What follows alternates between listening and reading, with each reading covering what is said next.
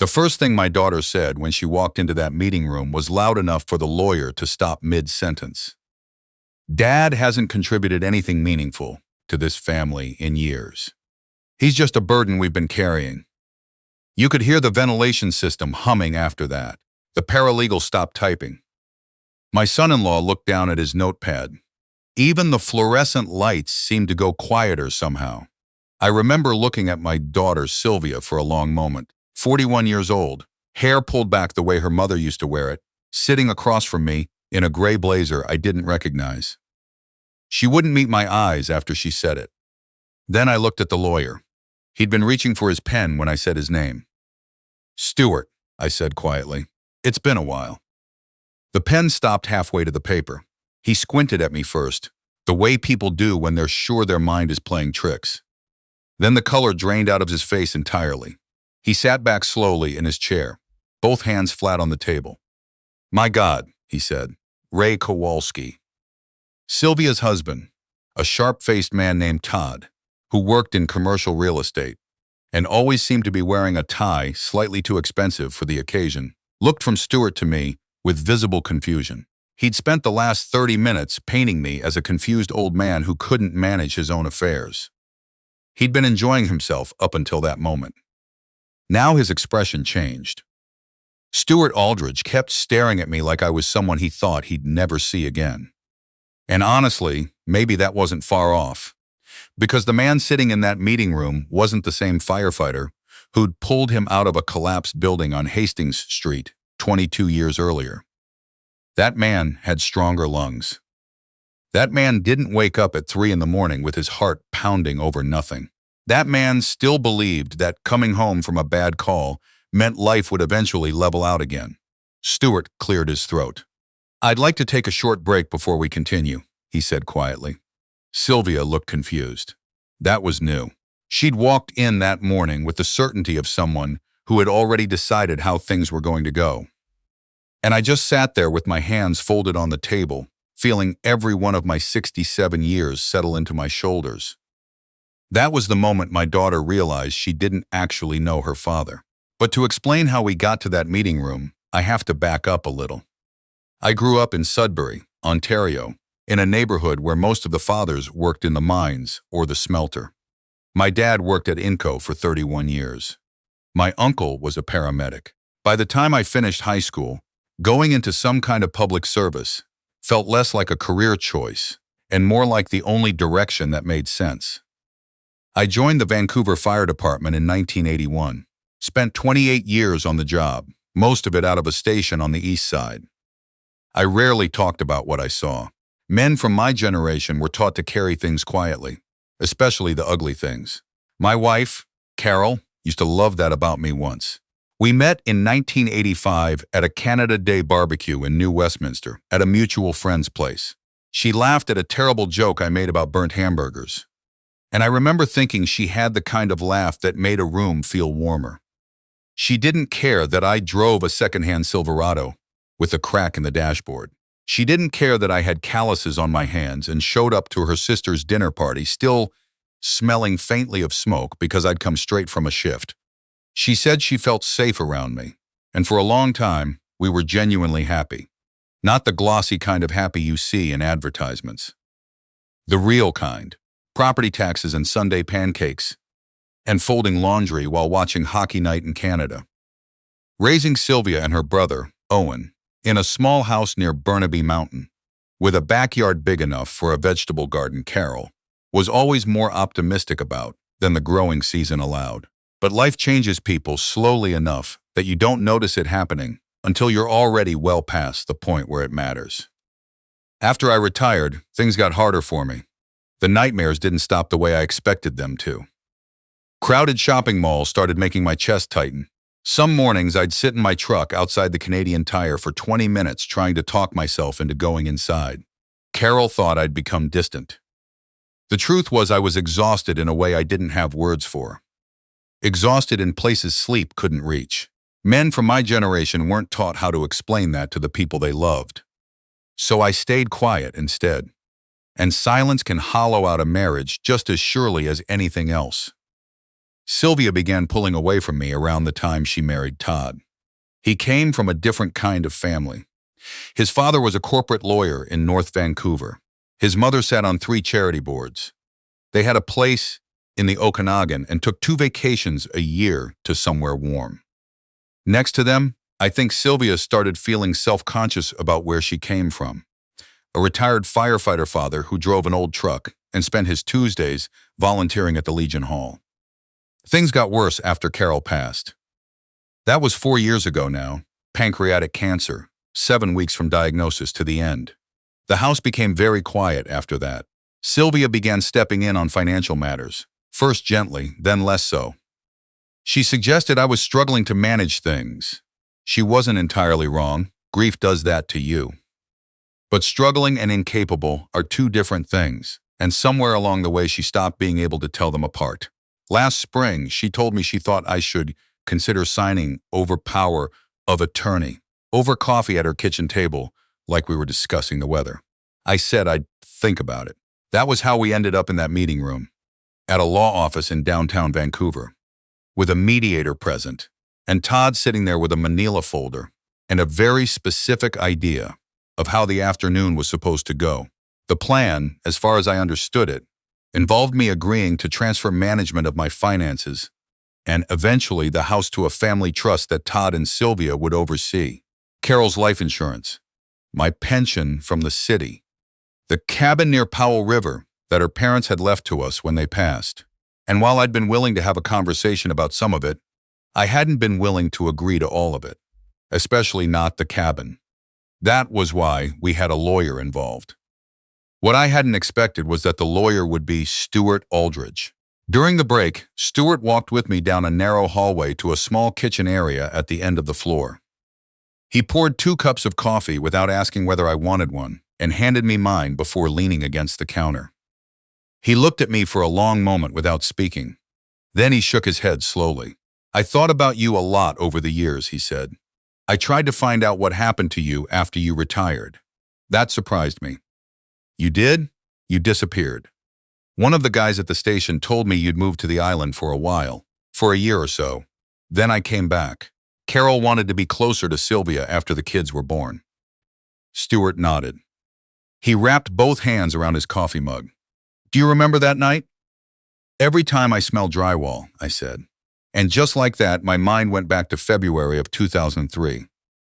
A 4-story mixed-use building on Hastings Street in Vancouver. Fire started in a restaurant kitchen on the ground floor sometime around 11 at night. By the time the first units arrived, the upper floors were already filling with smoke. It was a cold night, -12 with wind, and the water in one of the street hydrants was running slow because of a partial freeze. Stuart had been living on the 3rd floor. He was articling at a firm downtown back then. 26 years old, working 80-hour weeks, living in the cheapest place he could find that was close to the office. By the time we reached his floor, visibility was near 0. We were working with thermal imaging, but the building was old. The layout didn't match what we had on paper, and 2 of my crew had already been redirected to the floor above. I found him in a back bedroom. He'd stuffed towels under the door the way they tell you to, which had bought him time, but the smoke had still gotten in and he was barely conscious. I remember he was holding a briefcase. Even then, Kid was half collapsed against the wall, clutching a briefcase with case files in it, like that was what mattered. I told him to leave it. He said he couldn't. I grabbed the briefcase with one hand and him with the other, and we went out a window onto an exterior fire escape that was iced over badly enough that I went down on one knee and tore something in my left hip that's never fully healed. Cold weather still finds it every winter. Back in that hallway, Stuart set down his coffee and looked at me seriously. "Your daughter thinks you're not competent to manage your own affairs," he said. "I know what she thinks. Are you?" "Yes." He studied me for a moment. "Then why didn't you say so in there?" I looked out the window at the gray Vancouver sky. "Because she's my daughter." I was trying to find a way to have this conversation that didn't end with everyone leaving angry. Stuart was quiet for a moment. "Ray," he said carefully, "there are some things your daughter doesn't know about you. Things I think she should hear." I looked at him. He went back to his office and returned with a folder. Inside were documents I hadn't seen before. Statements from former colleagues. A letter from the chief of the Vancouver Fire Department. A citation I'd received in 2007 that I'd never mentioned to my family because it felt like the kind of thing you didn't bring up at dinner. There was also a handwritten letter from a woman named June, whose husband had been a fellow firefighter who died on the job in 2009. I'd quietly helped her navigate the WorkSafe BC claim process for 2 years afterward, driving her to meetings, helping her fill out forms, making phone calls on her behalf when the system kept pushing back. I'd never told Carol about most of it. It wasn't something I did for recognition. I stared at that letter for a while. "How do you have these?" I asked. "People reach out," Stuart said simply. "Especially when a name comes up in a legal context." He leaned forward. "The meeting this afternoon isn't really about your finances, Ray. It's about whether your family still respects you. And I think you deserve to walk back into that room as the person you actually are, not the person they've decided you've become." When Stuart and I walked back into the meeting room together, the atmosphere shifted immediately. Sylvia looked at the folder under his arm and then at me with an expression I hadn't seen from her in years. Not quite fear, something closer to uncertainty. Todd straightened his tie. "Before we resume, I want to note for the record that there may be a conflict of interest here, given that you appear to have a prior relationship with. I appreciate the concern," Stuart said in the tone of a man who did not appreciate it at all. "The relationship is professional and historical. It has no bearing on my objectivity. I've already confirmed this with our ethics office during the break." Todd pressed his lips together and sat back. Proceedings resumed, but the room felt different. Earlier that morning, I'd been managed like a problem to be solved. Now people were quieter, more careful with their words. Sylvia finally leaned toward me during a pause. "What did you say to him?" she asked quietly. "Nothing much. We've met before." Her brow furrowed. "When?" "A long time ago." Todd cut in. "With respect, Mr. Kowalski, your financial records indicate several years of declining management of your assets, and we're simply—" "His financial records," Stuart interrupted calmly, "indicate a man who paid out of pocket for his wife's palliative care supplements when the provincial drug plan didn't cover them, who continued contributing to his grandchildren's RES-ESP accounts through 2 years of significantly reduced income, and who refinanced a portion of his home equity not to fund personal expenses, but to cover a shortfall when his daughter's home renovation project ran over budget by $60,000. The room went very still. Sylvia's face changed. Todd said, "That's not," and then stopped. "Is it inaccurate?" Stuart asked. No one answered. I hadn't wanted any of that mentioned. I'd told Stuart as much during our break. He'd nodded and done it anyway, and I found I couldn't be angry about it. Sylvia turned to look at me, slowly, like someone trying to remember the words to something they used to know by heart. "You paid for the renovation shortfall?" she said quietly. "You needed the money. You never said anything. No point making it a thing." The room was very quiet. Todd stared at the table. His folder sat unopened in front of him. Then Sylvia did something I didn't expect. She reached over and put her hand on top of the folder and pushed it gently toward the center of the table. "I'd like to take a recess," she said. Her voice had lost its edge entirely. Outside the meeting room, the office had that late afternoon stillness that comes when most of the staff have gone to get coffee or are just running out the clock. Sylvia and I stood beside a window that looked out over the street below. Buses. Umbrellas. The particular gray of a Vancouver sky in March. She stood beside me for a long time without saying anything. Then, "Why didn't you ever just tell me things?" There it was. The actual question underneath all the legal arrangements and the Manila folder, and the 3 months of increasingly formal phone calls. "I didn't want you to worry," I said. "That's not an answer." I looked out at the street. A group of kids in school uniforms were waiting at a crosswalk. One of them was doing that thing kids do, where they lean as far over the edge of the curb as possible, without actually stepping off. "When you and Owen were small," I said, "I used to come home from bad calls and just eat dinner and watch television and be there. Normal. Because that was what you needed and it was what your mother needed, and being normal was something I could do. Sylvia was quiet. After I retired, the normal part got harder. The calls don't stop replaying just because you're not going on them anymore. And your mother.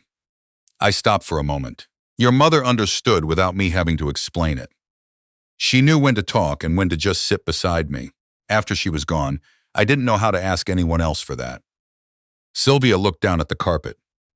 I thought you were pulling away from us on purpose. I know you did. Todd kept saying you needed someone to look after the finances and I. She stopped, pressed her fingers against her temple. I think I believed him because it was easier than admitting I didn't know how to talk to you either. I almost said something then, but held it. Owen called me last week, she said finally. Our son had phoned me, the night Sylvia first raised the power of attorney idea. He hadn't yelled. He just said quietly that he thought she was going about it wrong. That I'd spent my whole career running into buildings other people were running out of, and I deserved better than being handled like a problem. He drove out from Calgary 2 weeks later, sat at my kitchen table while I made tea and didn't say much, just helped me go through the documents Sylvia's lawyer had sent. At the bottom of the folder, he found a bank statement from 2019. He looked up. Dad, you pulled $15,000 out of your home equity this year. Where did it go? Sylvia and Todd's renovation. He set the paper down slowly. Does she know? No. He was quiet for a moment. Why didn't you tell her? I poured the tea because she would have felt bad, and she didn't need to feel bad about it. They needed the money. Owen sat with that for a while. Then he said, You know she thinks you're struggling financially. I know. And you didn't correct her. I was trying to figure out the right time. He looked at me across the table with an expression that reminded me so much of his mother it made my chest ache for a second. Dad, you have to let people know what's actually going on with you. Standing at that window in the law office, I thought about that conversation. I thought about all the things. Sylvia didn't know. The nights I worked extra shifts during the 2 years after Carol's diagnosis to build up savings so she'd have options with her treatment. The furnace I'd replaced in Sylvia's first apartment when she was 24, and in between jobs and too proud to ask for help. The time I'd spent 6 months quietly mentoring a young firefighter named Aiden, who'd come back from a bad call, unable to sleep, and who'd sent me a card every Christmas since saying I'd helped him hold things together. Men from my generation became very good at carrying things invisibly. The trouble is, invisible weight still bends you. Back in the meeting room, Sylvia sat differently than she had before. Peter. The certainty she'd walked in with that morning had gone somewhere. Todd tried once more. Professionally, I'll give him that. He pivoted to talking about estate planning, long-term care considerations, the importance of documented contingency arrangements. All reasonable things, framed in language designed to make me sound like someone managing a slow decline. Sylvia stopped him halfway through. I think we should take Dad's input on what he actually wants, she said, instead of presenting him with something already decided. Todd looked at her. Sylvia, we discussed. I know what we discussed. She said it gently but without hesitation. I'd like to hear what Dad wants. It was the first time in 3 months she'd asked me that directly. Stuart leaned back in his chair and said nothing, which was the most helpful thing he could have done. I told them I didn't need anyone managing my finances.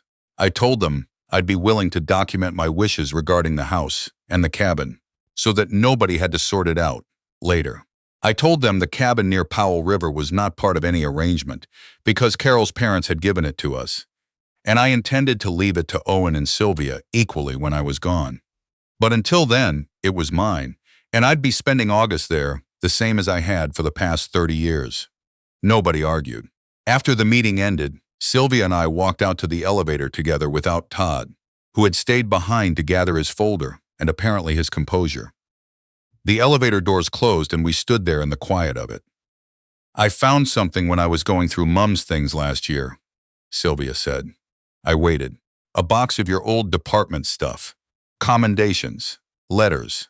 A long one from someone named June about something with WorkSafe BC. I looked at the elevator doors. You never mentioned any of it.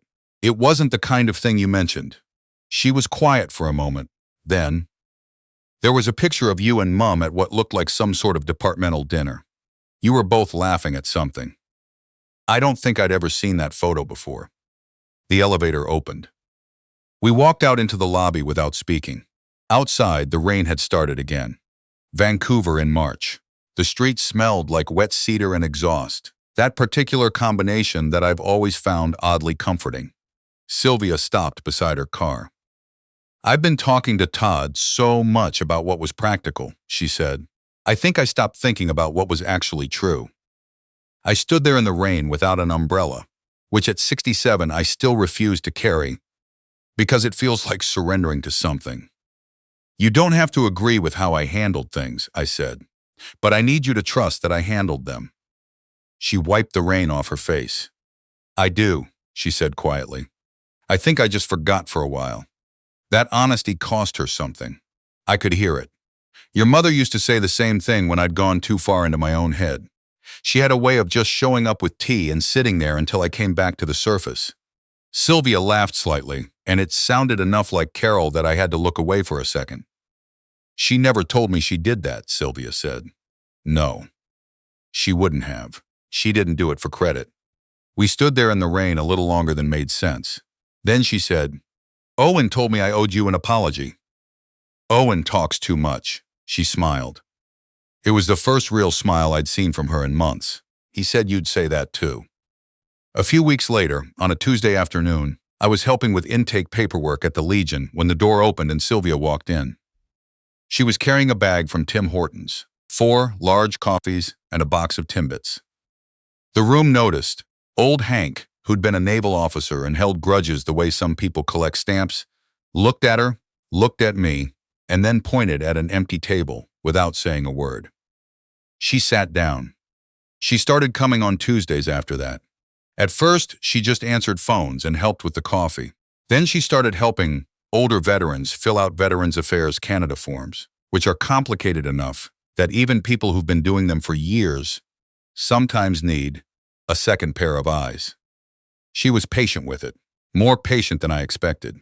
One afternoon, I watched her sit across from a man named Harold who was in his late 80s and had been trying to get a disability claim processed for 2 years. She didn't rush him. She just listened and took notes and said she'd look into it. After he left, she caught me looking. Don't, she said. I wasn't going to say anything. You were about to. She was probably right. Owen came out from Calgary in June for a long weekend. We took the ferry over to Powell River and spent 3 days at the cabin. The 3 of us and Sylvia's kids, my grandchildren, who were 9 and 12 and had never been to the cabin, because Sylvia and Todd had always had other plans for the summers. The older one, a girl named Caitlin, found my old firefighting helmet in the shed on the 2nd day. Grandpa, she said, turning it over in her hands, is this real? Well, it's not decorative. Were you actually a firefighter? For 28 years. She put the helmet on. It came down over her eyes. Were you scared? I thought about that. The honest answer is that fear and focus occupy the same space, and eventually you stop being able to distinguish one from the other. But that's not the kind of answer a 9-year-old needs. Sometimes, I said. But you do it anyway. She seemed satisfied with that. Kids often are, with the simple version. That evening, sitting on the cabin porch with Owen while Sylvia put the kids to bed, he asked me how I was actually doing, not politely. Actually, I told him the truth. That some days were harder than others. That the quiet still caught me off guard now and then. That I was sleeping better than I had for a few years, which was something. He nodded. He's not much for talking, Owen. Gets that from me. After a while, he said, I'm sorry I wasn't closer by when Mum got sick. You came when it mattered. I still should have been closer. We sat with that a while. The lake was very still. You could hear loons somewhere in the dark. Your mother always said the cabin was where she felt most like herself, I told him. I think she meant it was the place where she didn't have to manage anything. She could just be. Owen was quiet. I want the same for this place. No arrangements. No management. Just the family using it the way it was meant to be used. He looked out at the water. Caitlin asked if we could come back in August. Tell her yes. Stuart came to the Legion once, a few months after the meeting. He was dressed down, no tie, a jacket I suspected he'd had since law school. He had a coffee and sat across from me, and we talked for about an hour about not much in particular. His kids, the state of the city, a bit about the building on Hastings, which had long since been demolished and replaced with condos that sold for prices neither of us said out loud, but both of us were thinking. Before he left, he reached into his jacket pocket and set something on the table between us. It was a small photo, laminated, slightly faded. Two people on an iced fire escape in the dark. You could barely make out the faces. One of the photographers from the province got it that night, he said. I've had it since 2003. Figured you should have a copy. I picked it up, looked at it for a while. Thank you, I said. He stood and shook my hand, both hands the way people do when they mean it, and then walked out into the afternoon. I kept the photo in my jacket pocket for a while after that, not because I needed the reminder. Because sometimes it helps to have proof that the things you did actually happened. That the weight you carried was real, even when no one was watching you carry it. There's a particular kind of loneliness that comes after retirement. It doesn't announce itself. It just settles in gradually, the way weather changes in this part of the country. You spend 30 years being needed in a very specific, concrete way, and then one day you're not, and nobody tells you where to put all of that. Some men drink. Some men disappear into themselves. Some men pretend everything is fine so convincingly that the people around them stop checking. I did mostly the third one. What I know now, at 67, sitting on a porch near Powell River with a lake going silver in the early morning and a thermos of coffee beside me, is that asking for help and losing your dignity are not the same thing.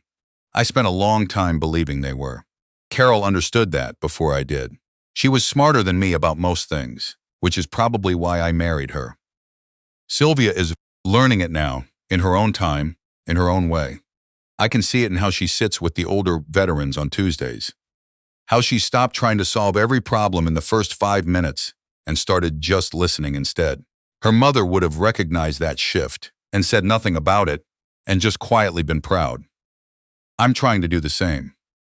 Owen called last week. Said Caitlin had been telling her class about her grandfather, who was a firefighter. Had apparently delivered a fairly detailed account of the building on Hastings Street, which was more dramatic in her version than it was in reality, but not by as much as you'd think.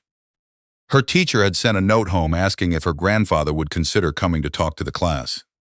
I said I'd think about it. Owen laughed. That means yes, and everyone knows it. He's not wrong. If there's something this past year has reminded me, it's that the people who hold things together quietly for a long time rarely get thanked for it while it's happening. The thanks usually comes later, awkwardly, in a parking lot or a law office hallway or a Legion on a Tuesday afternoon, from people who are also trying to figure out how to say what they mean. That's all right. Late is still something. Late is still worth having. And if you know someone in your life who has been carrying weight you haven't asked about, who has stayed quiet because that's what they were taught, who has paid for things or held things together without expecting credit, I hope you'll find a moment to ask them how they're actually doing. Not politely. Actually, while there's still time to hear the answer.